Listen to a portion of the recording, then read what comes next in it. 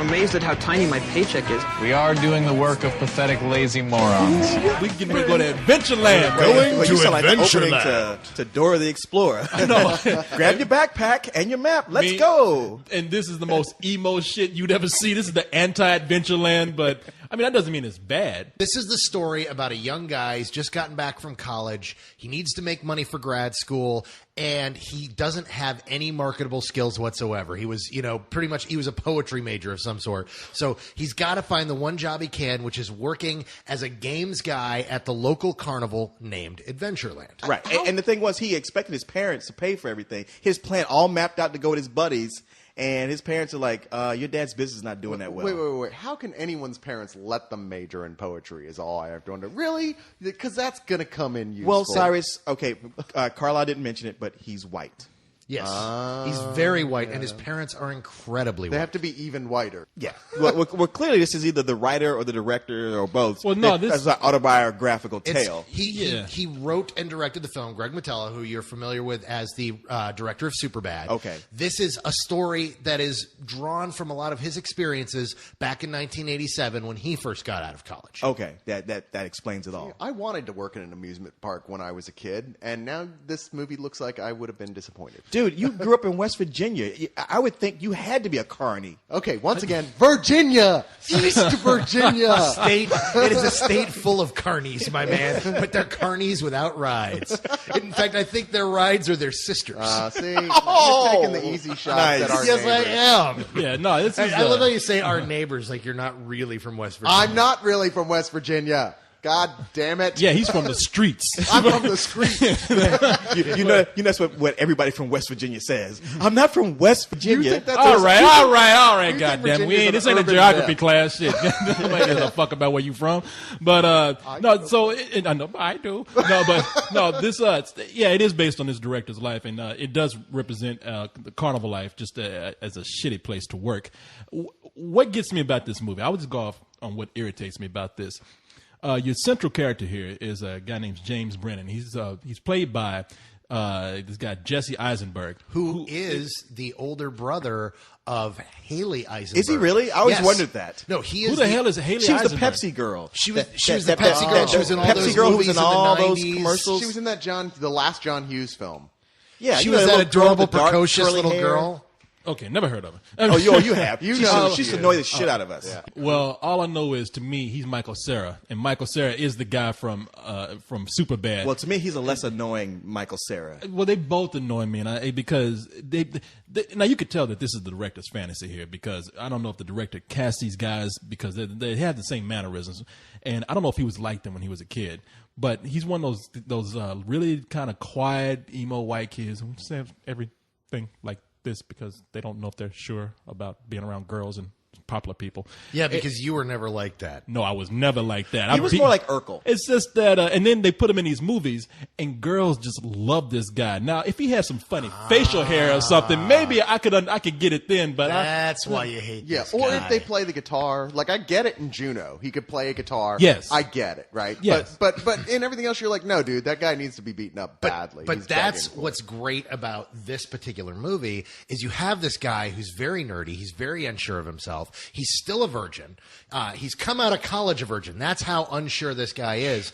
And he runs into a situation where he's in competition with Ryan Reynolds, who is the guitar-playing, good-looking guy. He's everything he is in all the movies, except without the audience liking him. Dude, if you can't get laid in college, just cut that shit off. I know, cut it off. No, you don't understand. He's like a virgin and proud of it. I mean, like, he wears it like a badge of honor. See, even his friends Well, going, no. dude, what is wrong with He you? has to wear it as a badge of honor. Otherwise, he's a loser. He puts on that thing like, oh, well, yeah, no, I really think that it's good that I wait for the right girl. And that's exactly what we white guys say when we don't get action. It's, I'm waiting for the right girl. Yeah, You're 'cause waiting those- for yeah. any girl, motherfucker. Any Yeah, girl. the right girl is one who takes her clothes off and says, fuck me. That's right. Because the black dude is the one that sits on the first date and says, "So we fucking tonight or what?" And she's like, "Are you crazy? No, I'll be right back. I'm going to the bathroom." You climbing out the window, leaving her ass there, going on the next date. But no. So, girls, if you go on a date with Corey, you know what to expect. If you want to ride home, No, but the girl that he is in competition with is Kristen Stewart. No, great looking girl. She's a girl, of course, that became very popular through Twilight. And yes, he is in competition with her, with Ryan Reynolds. I don't know if it's really competition because she falls for him. And now this is what I like about the movie. Because even now, from this point on, you're thinking like there's going to be a lot of gross out comedy. First of all, you have the director of Superbad. You have Ryan Reynolds in there who's done Waiting and what was that other nasty ass National Lampoon? But Van Wilder. And you still hold Van Wilder against him, don't you? Oh, to this day, you'd have to sit through that shit like I did.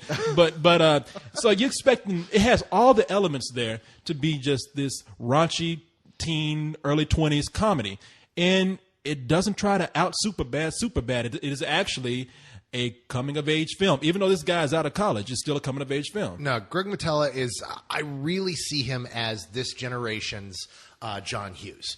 Superbad was his 16 Candles. This is his Pretty in Pink. This is that.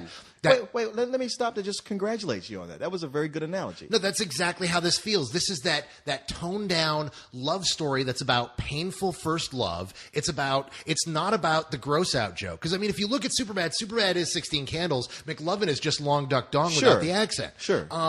And this is a real story about what it is to be a young kid and try to wrestle with complex emotions for the first time in your life. And Motella nails it. It is such a beautiful, eloquent, small, heartwarming film that just lets you follow these characters. In fact, one of my favorite things about this is one of the characters we haven't mentioned yet. Guy's name is Martin Starr. Oh, who is that? Martin Starr plays the nerd to his nerd. The thing about this film is he's like this geeky virgin nerd, but there's a nerd that's his friend that he's hanging out with the whole movie. Wait, the guy who's sort of his hero in a way? You know, except that guy the whole movie is kind of just sitting there going, motherfucker, because Eisenberg thinks he's got it bad, and he's like living the life that this kid really wishes he could live. I'll tell you what I do like.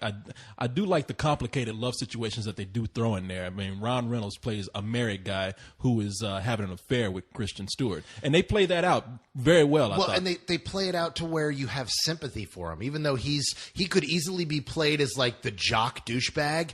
You really feel for this guy and just how complicated a situation. You know what? You're right. You know what they do?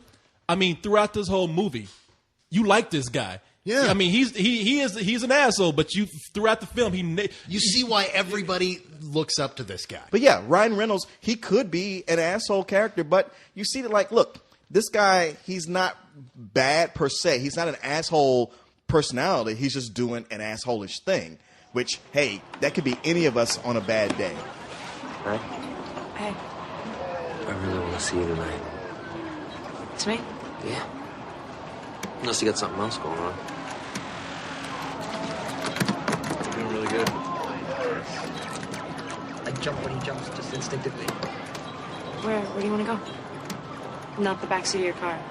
He's really got these Coreyisms kind of going on throughout the film. Oh yeah, no, he was an awesome guy. He's my favorite character in the movie. You see why people dig him, and by the end of the film, the main character sees through his bullshit. Right, which is cool. But it's the kind of thing where, he could be more of a prick, but you know what? At the end of it all, he's just a dude, and you're like, wish he wasn't doing that. He seemed like a fun guy to hang out with. Matter of fact, if this girl was in the mix, these two guys could be the best of friends. Well, I tell you what, I don't care how much they tried to get you to like. Now, Kristen Stewart in the movie is somebody I think that they want you to like.